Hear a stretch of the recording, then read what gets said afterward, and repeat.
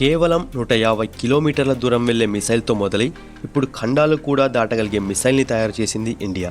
అయితే ఇండియా తయారు చేసిన అత్యంత దూరం వెళ్లే మిసైల్ ఏది? ఈ మిసైల్తో ప్రపంచంలో ఏ దేశాలను టార్గెట్ చేయవచ్చు? ఈ మిసైల్ను తయారు చేయడానికి ఎంత ఖర్చు అవుతుంది? ఇవన్నీ ఒక్క నిమిషంలో చెప్తాను. మహాత్మా గాంధీ గారి అహింసా మార్గాన్ని అనుసరిస్తూ శాంతిని కోరుకునే దేశం ఇండియా.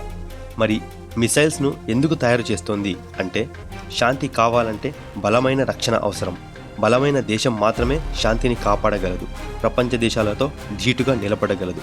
ఈ లక్ష్యాలతో మిసైల్స్ తయారీకి శ్రీకారం చుట్టింది ఇండియా. ఇందులో భాగంగా అత్యంత దూరం వెళ్లే మిసైల్స్ని DRDO తయారు చేసింది. దీనికి పెట్టిన పేరు అగ్ని-5. దీని పరిధి 5000 కిలోమీటర్లు, కానీ 8000 కిలోమీటర్ల వరకు వెళ్లే అవకాశం ఉంది. ఇది గంటకు 24,000 కిలోమీటర్ల వేగంతో వెళ్తుంది. దీనికి మల్టిపుల్ వార్ హెడ్స్ కూడా ఉంటాయి. అంటే ఒకేసారి ఒక మిసైల్ 3 నుండి 10 టార్గెట్స్ను హిట్ చేయగలదు. దీనిని తయారు చేయడానికి 50 నుండి 100 కోట్లు ఖర్చవుతుంది.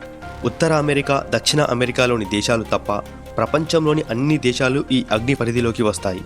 అంటే ఇండియాలో కూర్చుని బటన్ నొక్కితే చాలు, ఏ దేశంపై అయినా దాడి చేయవచ్చు. దీని పరిధిని ఇంకా పెంచుతూ అగ్ని-6ను కూడా తయారు చేస్తున్నారు. అయితే శత్రు దేశాల దాడుల నుండి ఇండియాను రక్షించే వ్యవస్థ ఏది?